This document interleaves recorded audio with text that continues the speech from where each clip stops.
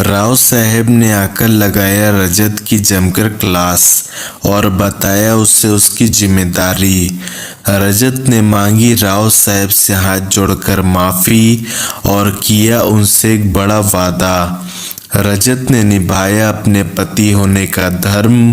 और दिलाया सभी को इंसाफ। जी हाँ दोस्तों, सीरियल गुम है किसी के प्यार में के आने वाले एपिसोड बहुत ही ज़्यादा कमाल के और धमाकेदार होने वाले हैं, क्योंकि आने वाले एपिसोड में आप सभी देखेंगे कि एक तरफ जिगर बार बार सभी को परेशान करता है और फिर सभी परेशान होकर जिगर का भंडाफोड़ करने की कोशिश करने के लिए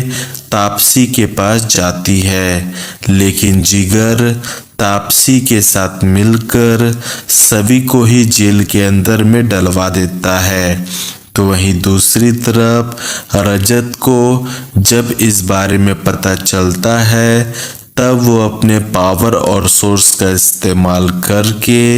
सभी को जेल से छुड़ा लेता है और फिर उसके बाद घर में बहुत ही ज़्यादा घमासान झगड़ा होता है, जहाँ पर सभी जिगर की सारी सच्चाई घर वालों को बता देती है, लेकिन घर वालों में से कोई भी उसके बातों पर यकीन नहीं करता। यहाँ तक कि रजत भी सभी की साइड नहीं लेता, जिससे कि ईसा और शांतनु रजत और उसके पूरे परिवार वालों से झगड़ा करके सभी को वापस अपने घर लेकर चले आते हैं। और जहां एक तरफ सभी और उसके घर वाले बहुत ही ज़्यादा दुख में होते हैं कि उनके साथ किसी ने भी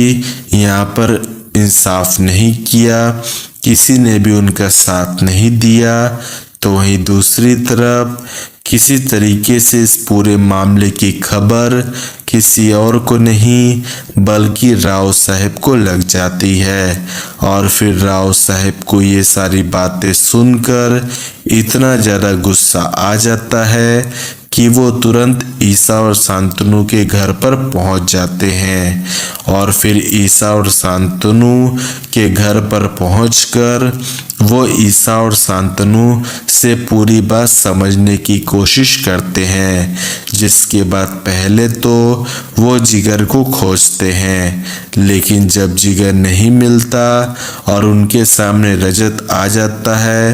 तब राव साहेब रजत की जमकर क्लास लगा देते हैं और उनसे कहते हैं कि एक पति होने के नाते तुम्हारा ये फर्ज था कि तुम अपने पत्नी की बात सुनो, ऐसे वक्त में उसका साथ दो, लेकिन तुमने उसका साथ नहीं दिया। उसका साथ देना तो दूर, तुमने उसकी बातों पर यकीन तक नहीं किया। तुम किस तरीके के घटिया इंसान हो। और इस तरीके से